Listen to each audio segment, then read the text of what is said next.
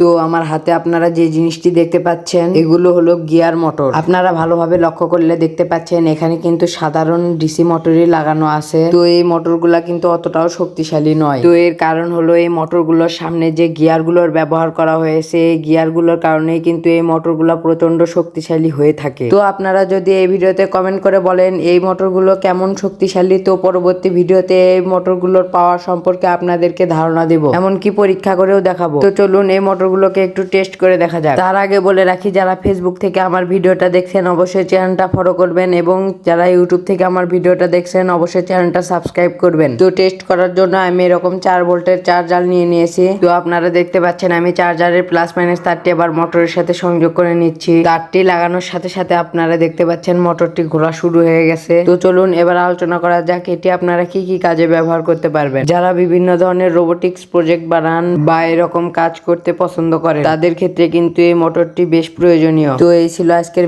ভিডিওটা ভালো লাগলে অবশ্যই একটি লাইক দিবেন।